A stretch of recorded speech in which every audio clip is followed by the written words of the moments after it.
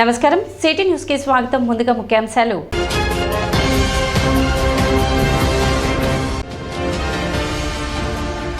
సుస్థిర అభివృద్ధి లక్ష్యాలపై సర్పంచ్లు సిబ్బందికి ఎంపీడీఓ కార్యాలయంలో శిక్షణ కార్యక్రమం.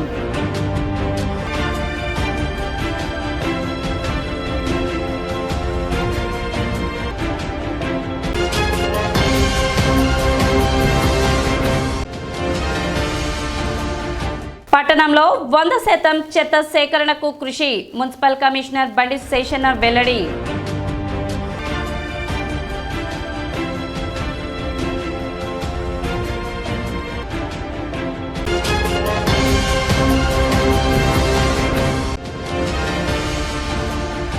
రబీ సాగులో జొన్న, మొక్కజొన్న, పెసర డిసెంబర్ 15వ తేదీలోపు బీమా చెల్లించాలి. మండల వ్యవసాయ అధికారి ప్రేమ్ సాగర్ రైతులకు విజ్ఞప్తి.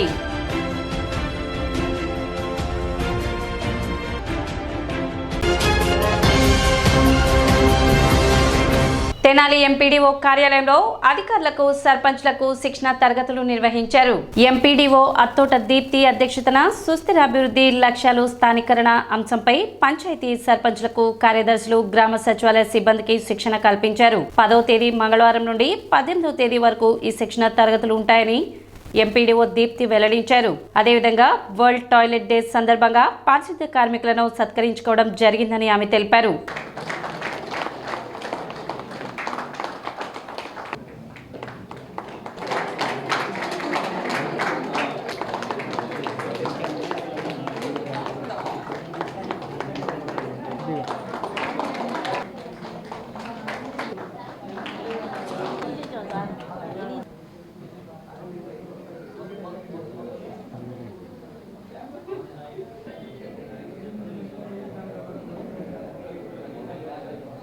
సస్టైనబుల్ డెవలప్మెంట్ గోల్స్ మీద ఒక 2 days ఓరియంటేషన్ ప్రోగ్రాము ఒక్కొక్క బ్యాచ్కి 6 days మండల పరిషత్లో జరుగుతూ ఉంది.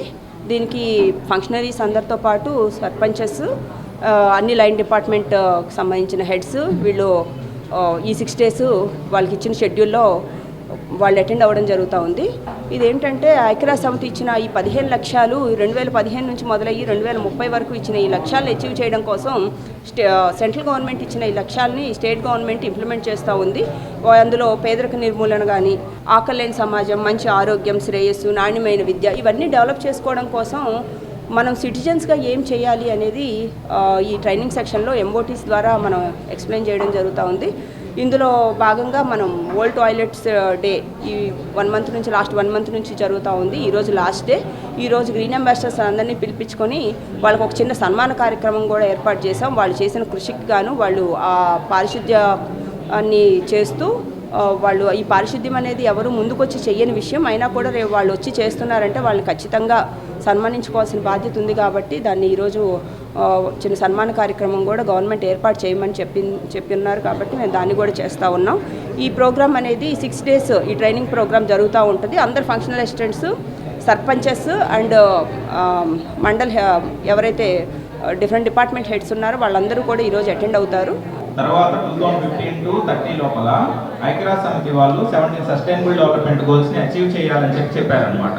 సో ఇందాక మీకు మేడం గారు వివరంగా అసలు గుర్తుపెట్టుకునే విధంగా 17 సస్టైనబుల్ డెవలప్మెంట్ గోల్స్ ఏంటి అనేది చెప్పారు. ఆ 17 సస్టైనబుల్ డెవలప్మెంట్ గోల్స్ని ఒక్కొక్క థీము మొత్తం కవర్ చేస్తుంది అనమాట. ఒక్కొక్క థీము కొన్ని సస్టైనబుల్ డెవలప్మెంట్ గోల్స్ని కవర్ చేస్తుంది. సో మనకి ఎలా కవర్ చేస్తుంది ఏంటి, డెవలప్మెంట్ గోల్స్ని ఎందుకు అచీవ్ చేయాలనుకుంటున్నాం, ఇలాంటివి అనేవి జస్ట్ ఇంట్రడక్షన్లో ఉంటాయి. తర్వాత మీరు ఒక్కొక్క థీము మొత్తం 9 థీమ్స్ ఉంటాయి. Like poverty free and enhanced livelihood village, healthy village, child friendly village, women friendly village, village with good governance, socially secured and social justice village, ఇట్లాగా మొత్తం 9 థీమ్స్ ఉంటాయి. పట్టణంలో 100% చెత్త సేకరణకు ప్రణాళికబద్ధంగా ముందుకు వెళ్తున్నట్లు మున్సిపల్ కమిషనర్ బండి శేషన్న తెలిపారు.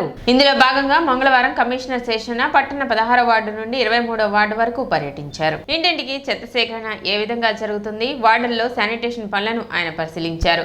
ఈ సందర్భంగా ఆయన మాట్లాడుతూ ప్రతిరోజు పట్టణంలోని ప్రతి ఇంటి నుండి చెత్త సేకరణ జరుగుతుందా లేదా అన్న విషయాన్ని పరిశీలించడం జరుగుతుందన్నారు. శానిటేషన్ రోజు రోజుకి మెరుగుపడుతుందని అన్నారు. ప్రతిరోజు 100% చెత్త సేకరణ లక్ష్యంగా పనిచేస్తున్నట్లు చెప్పారు.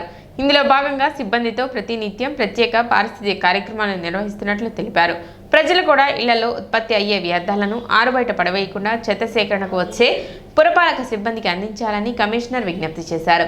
అదేవిధంగా కాలువల సమస్యలను ప్రజలు తన దృష్టికి తీసుకువచ్చారని వాటిని కూడా ప్రణాళిక ప్రకారం పరిష్కరించడం జరుగుతుందని చెప్పారు. పురపాలక సంఘం అందించే సేవలను ప్రజలు వినియోగించుకోవాలని సూచించారు.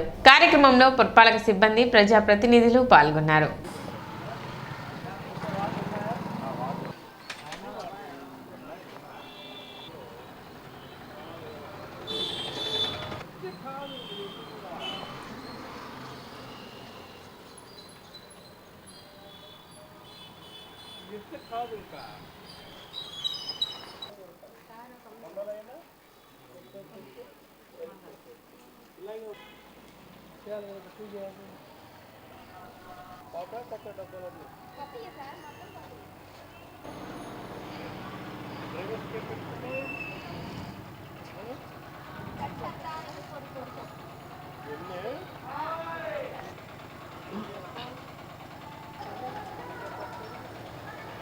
ఈరోజు ఉదయం శానిటేషన్ పర్యవేక్షణలో భాగంగా సర్ప్రైజ్గా మన వార్డులకు రావడం జరుగుతుంది. శానిటేషన్లో వర్క్ చేయాలంటేగా ముఖ్యంగా శానిటరీ వర్కర్స్కు పుష్ కార్ట్లు కావాలి, ఇందాక చూపెట్టిన విధంగా. అలాగే సిల్ట్ చేయడానికి వీల్ బారస్ కావాలి, ఇంటి గార్బేజ్ కలెక్షన్ చేయడానికి టబ్స్ కావాలి. అదంతా అయినాక ఎక్కడన్నా చోట వేయడానికి అలా బిన్స్ కావాలి. ఇవన్నీ కూడా వీల్ బారస్ కానీ, పుష్ కార్ట్ కానీ, టబ్స్ కానీ, బిన్స్ కానీ అన్నీ కూడా శాంక్షన్ చేసి ఇవ్వటం అయింది. ఇప్పుడు ఏంటంటే ప్రతిరోజు ప్రతి ఇంటి నుంచి గార్బేజ్ కలెక్షన్ అవుతుందా లేదా అనే విషయాన్ని గమనిస్తున్నాం. చైర్పర్సన్ గారు కొన్ని వార్డులకు వెళ్తున్నారు, అలాగే నేను కూడా కొన్ని వార్డులకు వెళ్ళి సర్ప్రైజింగ్గా గమనిస్తున్నాం. Sanitation day by day improve అవుతుంది. అందువల్ల మా యొక్క లక్ష్యం ఏంటంటే ప్రతిరోజు ప్రతి ఇంటి నుంచి గార్బేజ్ కలెక్షన్ రావాలని 100% రావాలనేది. అదైనాక కాలువలకు కూడా రెగ్యులర్గా శుభ్రం చేయించాలనేదే మా యొక్క లక్ష్యం. దానిలో భాగంగా ఈరోజు ఈ 5-6 డివిజన్లకు సంబంధించినటువంటి శానిటరీ ఇన్స్పెక్టర్స్, అలాగే శానిటేషన్ సెక్రటరీస్, నగర దీపికలు, అలాగే part of that engineering staff ఉన్నటువంటి డామినేట్ సెక్రటరీస్, ఫిట్టరు వాళ్ళతో కలిసి ఈ యొక్క 16th నుంచి 20 వార్డు ఏవైతుందో వీటిని సర్ప్రైజింగ్గా రావడం అయింది. Sanitation door to door collection బాగా జరుగుతుంది. అక్కడక్కడ కూడా ప్రజలతో ఇంటరాక్ట్ అయినప్పుడు ప్రతిరోజు వస్తుందని వాళ్ళు చెప్తున్నారు. తెనాలి వ్యవసాయ సబ్ డివిజన్ పరిధిలో ధాన్యం కొనుగోలు ప్రక్రియ వేగవంతంగా జరుగుతుందని తెనాలి మండల వ్యవసాయాధికారి ప్రేమ్ సాగర్ తెలిపారు. ప్రస్తుత వాతావరణం దృష్ట్యా రైతులు ధాన్యాన్ని బయట వ్యక్తులకు అమ్మడం జరుగుతుందని, వాతావరణ శాఖ మరల తుఫాన్ హెచ్చరికలు జారీ చేసిన నేపథ్యంలో రైతులు కోతలను ముమ్మరం చేసి ధాన్యాన్ని తగిన జాగ్రత్తలతో భద్రపరచుకోవాలని సూచించారు.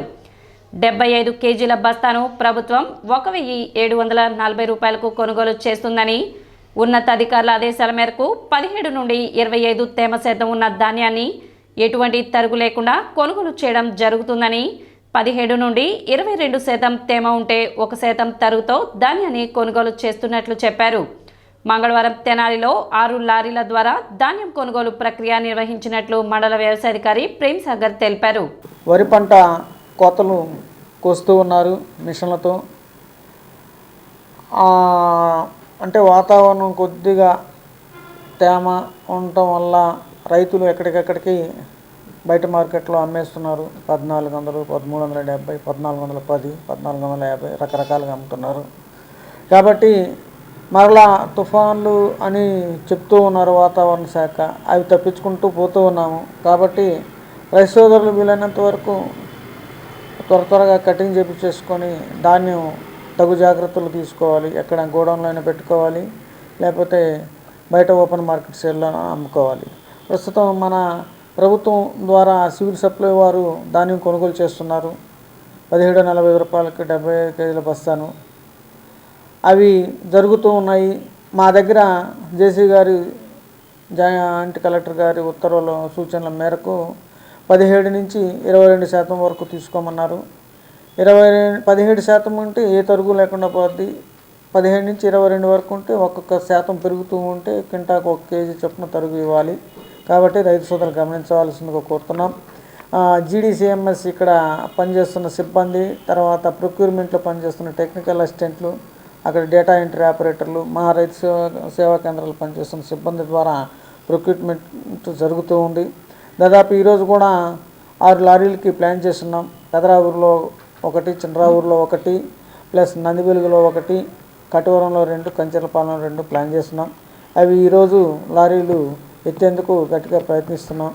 కాబట్టి రైతు సోదరులందరూ 17% తేమ వచ్చిన వెంటనే మా ధాన్యం కొనుగోలు కేంద్రానికి వచ్చేసి సివిల్ సప్లై ద్వారా డిపార్ట్మెంట్ ద్వారా మీరు కొనుగోలు చేసుకోవాల్సిందిగా రైతు సోదరులను కోరుతున్నాం.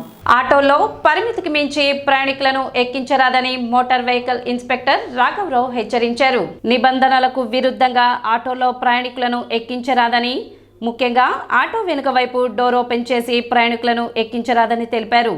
ఆటోకి సంబంధించిన ధృవపత్రాలను ఆటో డ్రైవర్లు తమ వెంట ఉంచుకోవాలని కోరారు. కొంతమంది సెకండ్ హ్యాండ్ ఆటోలను కొనుగోలు చేస్తున్నారని, వాటికి పర్మిట్ ఉండడం లేదని, పర్మిట్ లేని వాటికి 10,000 రూపాయల జరిమానా విధిస్తున్నట్లు రాఘవరావు తెలిపారు. లైసెన్స్, ఫిట్నెస్, ఇన్సూరెన్స్ లేని వాటికి కూడా జరిమానాలు విధించడంతో పాటు కేసులు నమోదు చేస్తున్నట్లు చెప్పారు. ఆటో వాళ్ళు వాళ్ళ పక్కన డ్రైవర్ పక్కన వెనక డోర్ తీసి ఎట్టి పరిస్థితుల్లో ఎక్కించుకోకూడదు.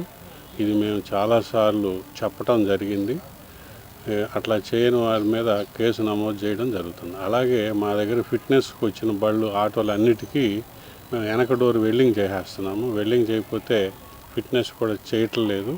కాబట్టి ముఖ్యంగా ఆటో వాళ్ళు గమనించవలసిందిగా కోరుచున్నాం.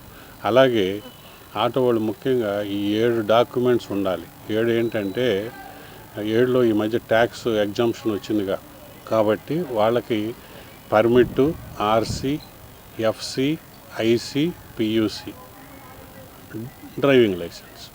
ఓకే. అలాగే number 1 permit, RC 2, fitness 3, insurance 4, pollution 5, driving license 6. ఈ 6 విధిగా మీరు ఆ జిరాక్స్ కాపీలు, ఒరిజినల్ కానీ జిరాక్స్ కానీ ఒక సెట్టు బండిలో పెట్టుకోవాలి. పెట్టుకొని ఎప్పుడైతే ఆర్టీఏ వాళ్ళు కానీ పోలీసు వాళ్ళు కానీ ఆపగానే ఇమీడియట్గా చూపించగలిగేట్టు ఉండాలి. అలాగే చాలామంది ఆటో వాళ్ళు ఏం చేస్తున్నారంటే సెకండ్ హ్యాండ్ బళ్ళు కొంటున్నారు. వాళ్ళు సెకండ్ హ్యాండ్ బండి కొన్నప్పుడు పర్మిట్ పాత ఓనర్ది క్యాన్సిల్ అయ్యిద్ది, కొత్త ఓనర్ మళ్ళీ పర్మిట్ తీసుకోవాలి ఇమీడియట్గా. ఒకవేళ పర్మిట్ లేకపోతే 10,000 రూపాయలు ఫైన్ ఉంది. కాబట్టి ముఖ్యంగా మరి ఆటో వాళ్ళకి ఏంటంటే మరి ఓనర్షిప్ మారినప్పుడు పర్మిట్ క్యాన్సిల్ అవుద్ది. కాబట్టి కొత్త పర్మిట్ తీసుకోవాలి ఇమీడియట్గా. తీసుకునే జనాల్ని ఎక్కించుకోవాలి. కాబట్టి పర్మిట్ ఒకవేళ లేకుండా డ్రైవ్ చేసినా, పర్మిట్ ల్యాప్స్ అయిపోయినా, పర్మిట్ ఎక్స్పైర్ అయినా, పర్మిట్ లేకుండా ఆటో వాడినా 10,000 రూపాయలు ఫైన్ ఉంది. అలాగే కొంతమంది కొత్త ఆటోలు కొనుక్కుంటున్నారు, కొత్తవి బ్రాండ్ న్యూ కొనుక్కుంటున్నాడు. ఒక్కొక్కళ్ళు 3 నెలలు, 4 నెలలు, 5 నెలలు పర్మిట్ లేకుండా తిరిగేస్తున్నారు. అంటే వాళ్ళకి అసలు పర్మిట్ ఉండాలనేది కూడా తెలియకుండా ఉంది. కాబట్టి ఇమీడియట్గా కొంతమందికి కొత్త ఆటోలు ఆపుతుంటే వాళ్ళకి లైసెన్స్ కూడా ఉండలేదు. అంటే లైసెన్స్ లేకుండా బండి కొనేస్తున్నారు, పర్మిట్ కూడా ఉండాలని తెలియట్లేదు. కాబట్టి ఒకవేళ ఆటో మరి కొత్త ఆటో నడుపుతూ జనాన్ని ఎక్కించుకుని నడుపుతూ దొరికితే పర్మిట్ లేనందుకు 10,000 ఫైన్ ఆటో వాళ్ళకి. అలాగే లైసెన్స్ లేనందుకు 5,000, 15,000 ఫైన్ కంపల్సరీ విధించడం జరుగుతుంది. బండి సీజ్ చేయడం జరుగుతుంది. ఇప్పుడు ఒక చిన్న విరామం.